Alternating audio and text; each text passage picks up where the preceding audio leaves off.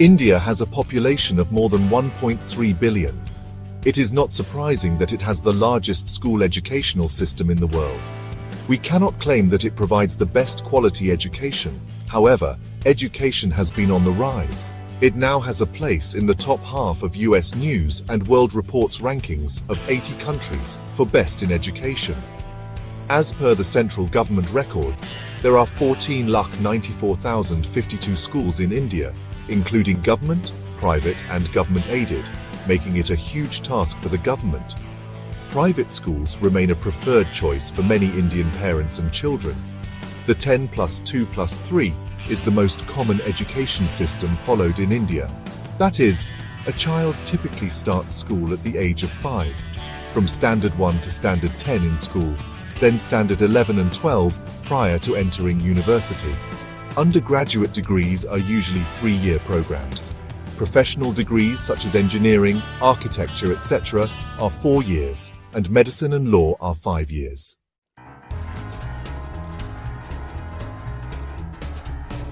School type: pre-primary, age 5, lower primary, ages 6 to 10, upper primary, ages 11 to 13, secondary, ages 14 to 16, upper secondary, ages 17 to 18.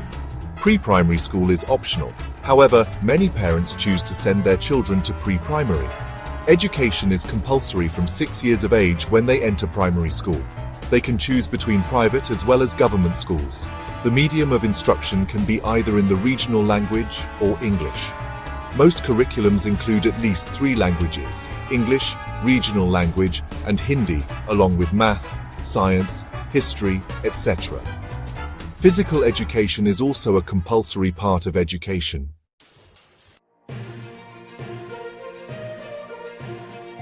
CBSE, Central Board of Secondary Education, uses a percentage system along with a positional grade, which indicates where a student stands in relation to other students in their class. ICSE, Indian Certificate of Secondary Education, gives only marks obtained. State boards may give percentage or grades. Currently, there are many schools in India offering international syllabus (ICSE). Example: grading system, grade 90+, excellent, outstanding. Grade 70 to 89, first division. Grade 50 to 69, second division. Grade 40 to 49, pass. Below 40, fail. After completing 8 years of elementary school, students enter secondary school, which is divided into Standard 9 and 10, and 2 years of senior secondary, Standard 11 and 12. Students have the choice of private and government schools to take up this level of education.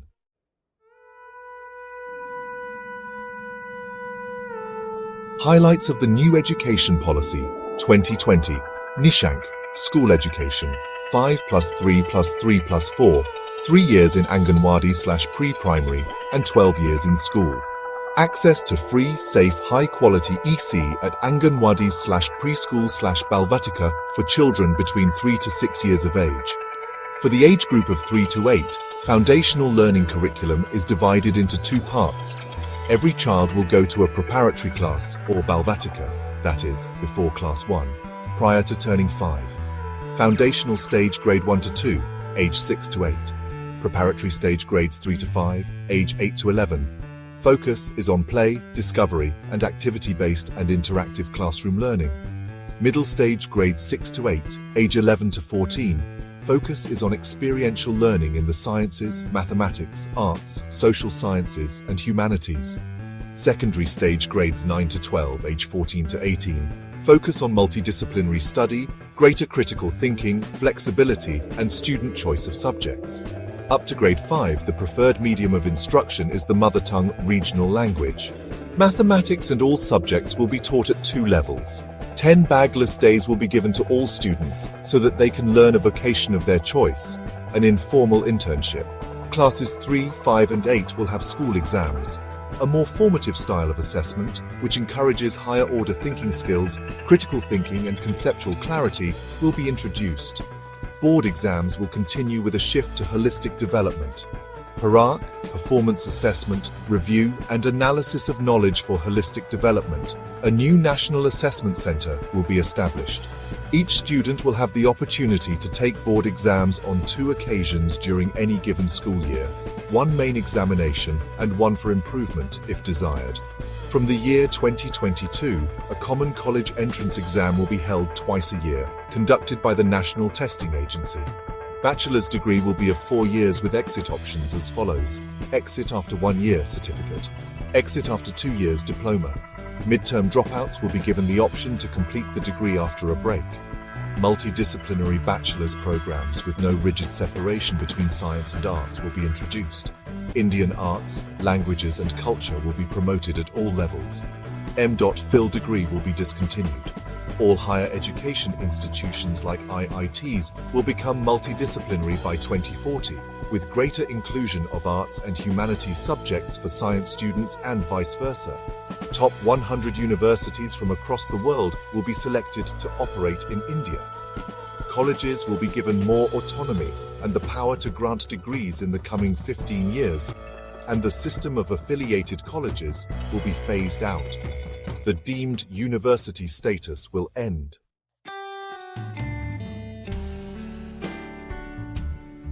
What is a career path? A career path is a sequence of jobs that lead to your short-term and long-term career goals. Career growth or goals can be achieved by following a linear career path within one field or by changing fields periodically. A career path includes the jobs that will lead the individual to reach their ultimate career goal. For example, to become a chef, one may need to start their career as a sous chef or kitchen hand. There's no prescribed formula for climbing the career ladder. Each individual may take a different direction or time depending on their circumstances in life. Career goals are achieved by following a carefully planned career path. It may involve reaching a particular position within an organization or within an industry. For example, to become a principal of a school, one has to put in several years of work as a teacher. One may also need to take up short courses to gain administrative skills. Most businesses in the corporate world provide support to their employees to plan and progress through their careers. HR departments have regular coaching and performance appraisals where employees can put forward their plans for progression and request support or training.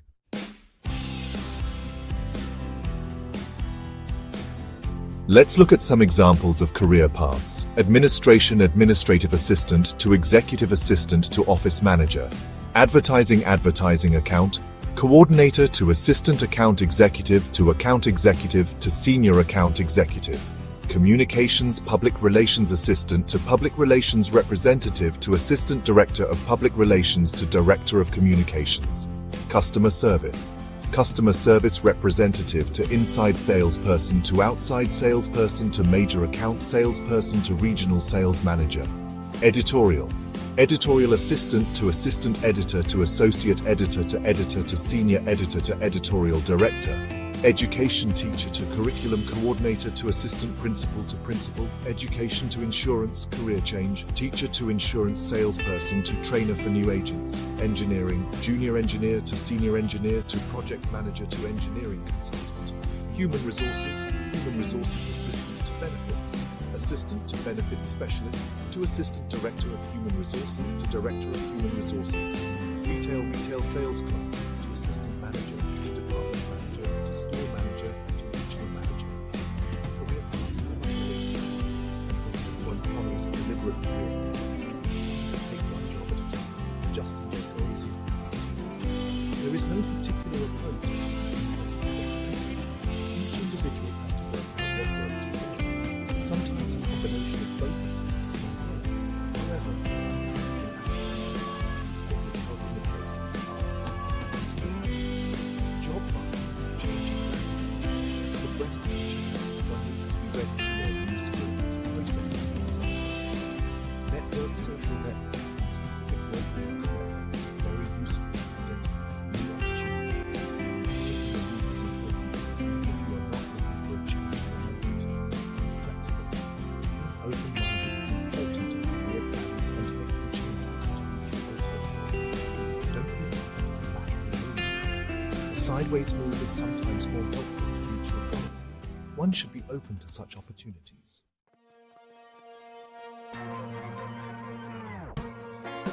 Education is an important investment.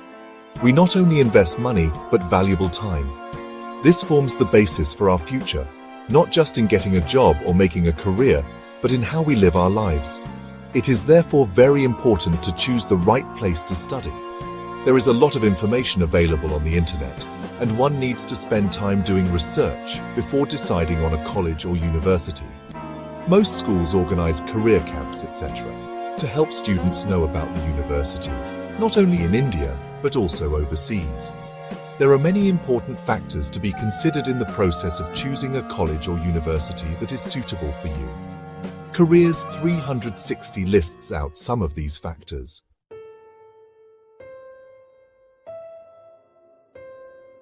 Know the categories. Categories of universities. Central. A central university comes into existence by an Act of Parliament. Example: Delhi University, JNU, Aligarh Muslim University, etc. Deemed to be universities get their status accorded to them by the UGC Act, 1956. These are mainly for higher studies. Example: Manipal University, Gitam University, BITES, SRM, VIT, Jamia Hamdard, etc. Central and deemed universities function at a national level. While central universities are funded by the government, deemed universities are on their own. Deemed universities have complete autonomy, which gives them the scope to formulate their courses and curriculum to meet the needs of society and admission criteria. State universities. These are established by state acts and are funded by their respective state governments. Student intake is usually confined to a particular region in the state. The admission criteria for different universities can vary. Some universities like Delhi University, Mumbai University, and Calcutta University select candidates mainly on the basis of cutoffs for admission into science, commerce, and art streams. Students have to appear for common entrance exams like JEE, NEET for admission to professional courses like engineering, medical, and law. The admission process also includes personal interviews in some cases.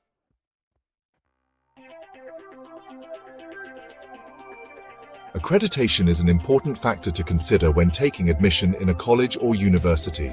The following are important accreditation organizations in India: National Assessment and Accreditation Council, NAAC; National Board of Accreditation, NBA; National Institutional Ranking Framework, NIRF. Ranking is a relative assessment comparing one university with other equivalent universities, while accreditation is an objective assessment based on teaching, curriculum, infrastructural facilities, research, etc. Ranking is based on a relative comparison. Students and parents must also look at basic facilities like canteens, hostels, etc. when considering a college or university.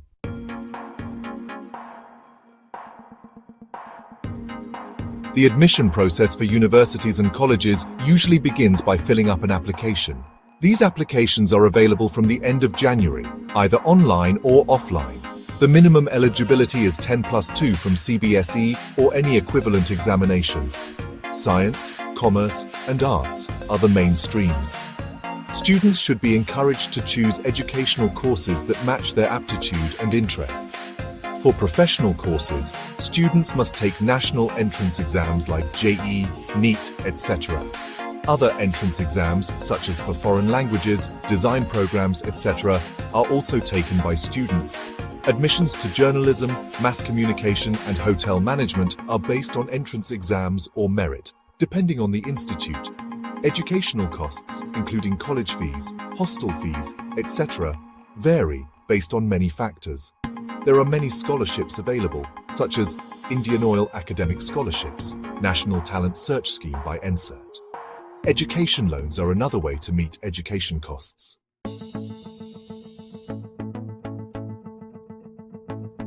Education is the strongest foundation for a good and successful career. It is advisable to do thorough research, not just about the course, but also about the institute. Accreditation, ranking of the college or university, and its brand name are important deciding factors.